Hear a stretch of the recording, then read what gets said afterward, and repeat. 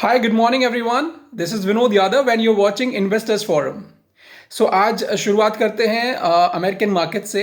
American market जैसा कि हमने कल देखा, फिर से वो अपने जो लो था उसको फिर से ब्रेक करा और अपने लो के आसपास ही वो क्लोज हुए।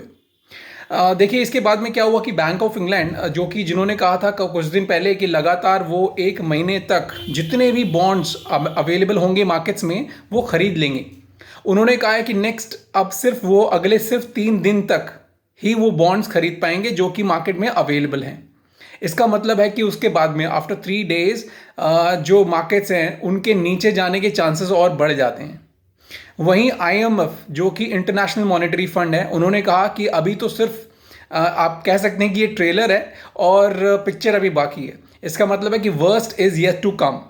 इसका मतलब है कि और ज़्यादा हम लोग जो पॉइंट्स है मार्केट्स में गंवा सकते हैं और एक रिसेशन की तरफ पूरी इकॉनमी बढ़ सकती है। इसके बाद में देखिए ताइवान से एक न्यूज़ है।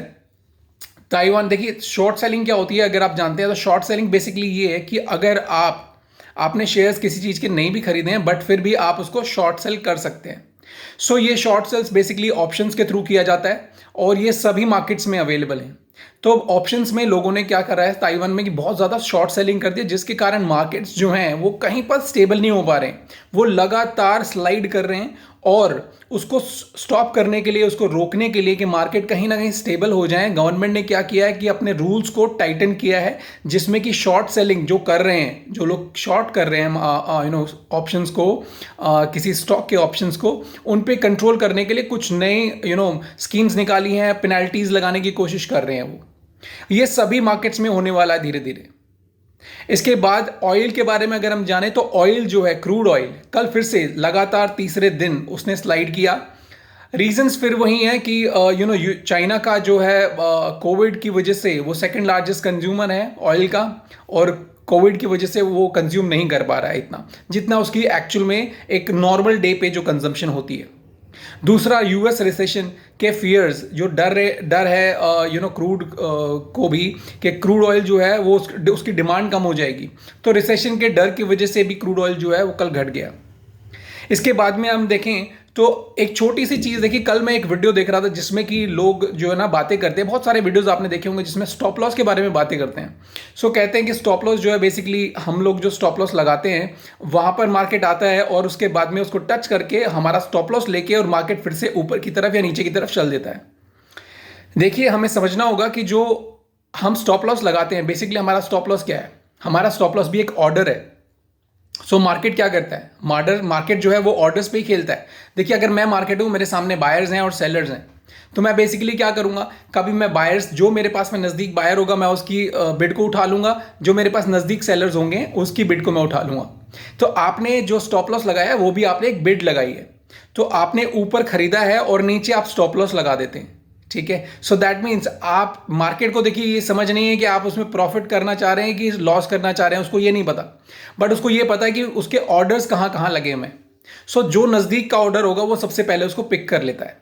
ठीक है, सो बेसिकली हमारी कोशिश ये कहनी रहनी चाहिए कि जो स्टॉप लॉसेस हैं वो हम कम से कम दें, मतलब छोटे से छोटा, और हमारे जो प्रॉफिट्स हैं वो बड़े से बड़े हों। सो ऐसा नहीं है कि 100% ऑफ द चांसेस या टाइम्स में जितने बार भी आप ऑर्डर्स लगाएंगे उतने बार ही आपका स्टॉप लॉस हिट होगा। अगर आपका स्टॉप लॉस हिट होता है दैट मीन्स आपने या तो एक गलत जगह पर स्टॉप लॉस लगाया है या फिर आपका आज स्टॉप लॉस हिट हो गया है, जो सभी का हो रहा होगा।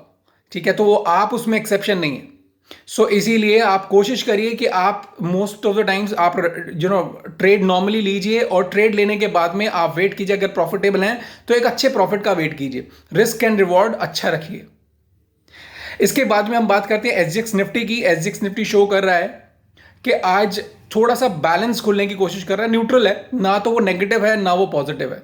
ठीक है, हालांकि जो अमेरिकन मार्केट्स हैं कल क्लोज हुए हैं नीचे, बट उसके बावजूद भी हमारे मार्केट्स देखिए स्टेबलाइज होने की कोशिश कर रहे हैं। वो कोशिश कर रहे हैं कि 16,900 का जो लेवल है उसको ब्रेक ना करें, ब्रीच करके नीचे ना जाएं।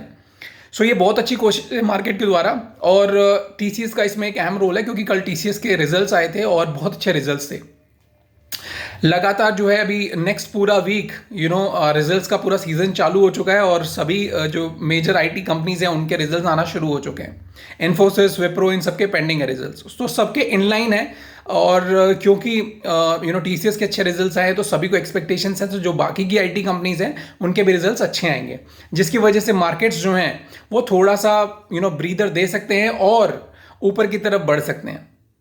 सो ये हमारी कुछ ऑल ओवर दी वर्ल्ड की न्यूज़ थी जिसमें जो इंपॉर्टेंट थी। इसके बाद में हम देखेंगे कि लेवल्स क्या है। लेवल्स आज भी फिलहाल निफ्टी के वही लेवल्स है 17,150 का आज भी हमारे पास में रेजिस्टेंस रहने वाला है और सपोर्ट हमारे पास में 16,900 का है। 16,900 मोस्ट इंपॉर्टेंट सपोर्ट है गाइस, और अगर इससे नीचे जाता है तो get out of the market. And unless आपको कहीं से कोई बाइंग नजर आए, जब तक आप मार्केट में 2 दिन, 10 दिन, 20 दिन, जब तक मार्केट इसके नीचे रहता है, आप बिल्कुल भी बाइंग इनिशिएट ना करें। That's a caution. That's it. Thank you guys for watching my videos. Keep liking, subscribing my channel. Thank you all. Have a nice day.